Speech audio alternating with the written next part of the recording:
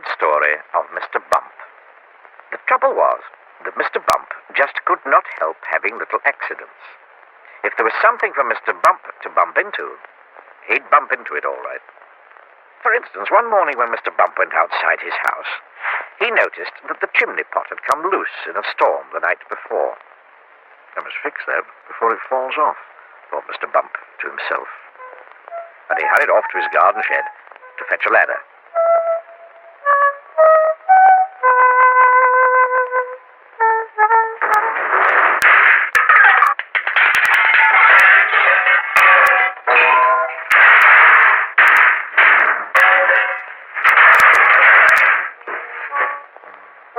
It was a very long ladder.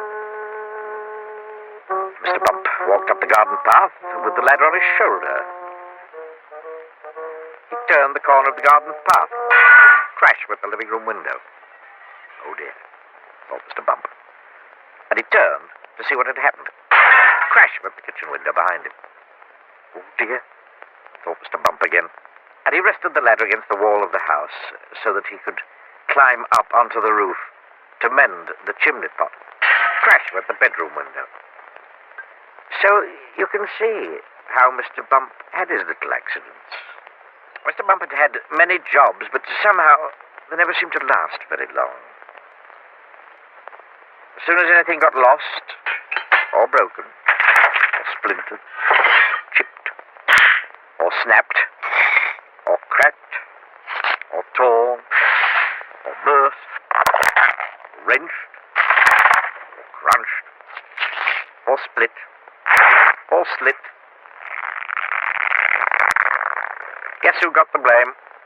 In order to recover from this series of rather unfortunate happenings, Mr. Bump decided to go away for a holiday. There, he could think about what sort of job he could do where he wouldn't be such a nuisance to everybody. So, he set off to the station to catch a train to the seaside.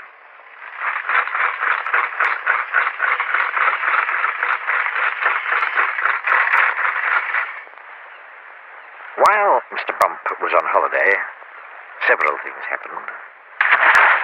For instance, he fell off a boat into the sea, and the lifeboat had to come and rescue him. Mr. Bump enjoyed his holiday, and while he was there, he had a splendid idea about what sort of a job he should do. It was quite the best idea Mr. Bump had ever had. An absolutely splendid idea.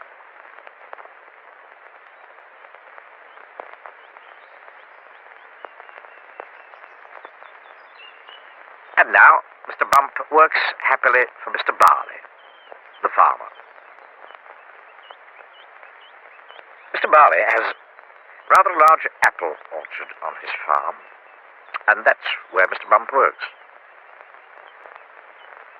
Mr. Bump's job is picking apples. But he doesn't use a ladder to climb up the tree to pick the apples, like other apple pickers. Oh, no. No, Mr. Bump has a much better way of picking apples than that. He just walks about.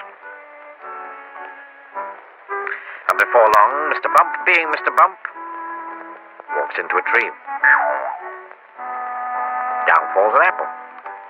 And Mr. Bump catches it. This makes the job of picking apples much easier. Mr. Bump is very pleased about his new job, and Mr. Barley is very pleased about his new apple picker.